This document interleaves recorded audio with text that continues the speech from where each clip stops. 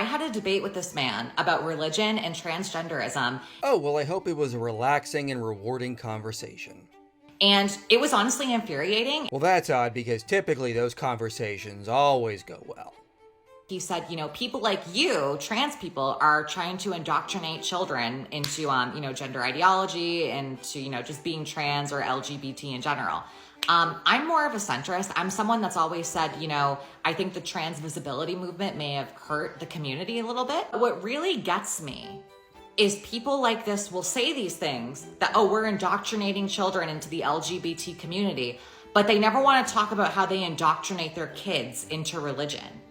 Because what do religious conservatives usually do? They have a family and then they'll just bring their newborns into church and bring them there every Sunday and teach them about religion and stuff.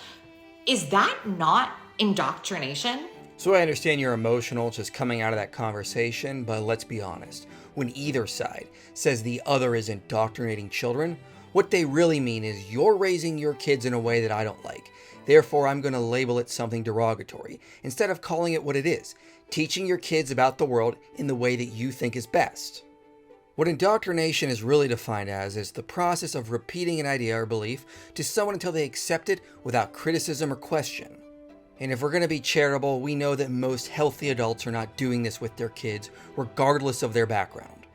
But parents still have to teach their kids the way the world works, and religious parents are going to teach children from their religious worldview. That's not necessarily indoctrination.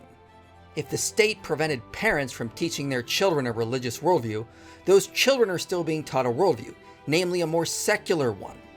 So what I'm trying to say is that when religious parents like myself are told by atheists, you're indoctrinating your children, what they're really saying is, I don't want you teaching your children your worldview. I want them taught my worldview. Children have to be raised to operate in the real world, and that includes being taught a worldview, but there are no neutral worldviews. Now, the response from atheists is that this is different, because teaching your children religion is actually abuse. But the evidence in psychology and sociology actually points in the opposite direction.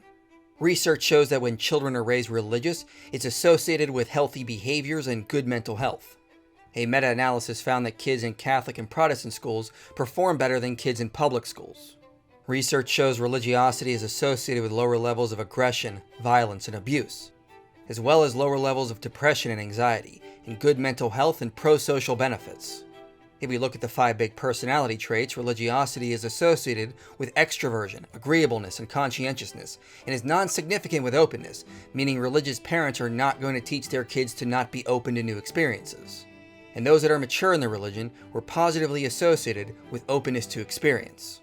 The real problem was fundamentalism, which is bad wherever it manifests, religious or not. So there's no evidence that religiosity leads to indoctrination or abuse, and quite frankly, I think we need to stop using the term to attack one another. Answer me this.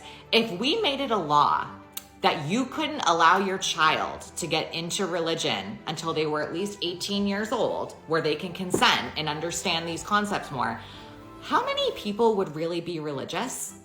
Because I don't think the number would be that high. I think atheism would shoot up.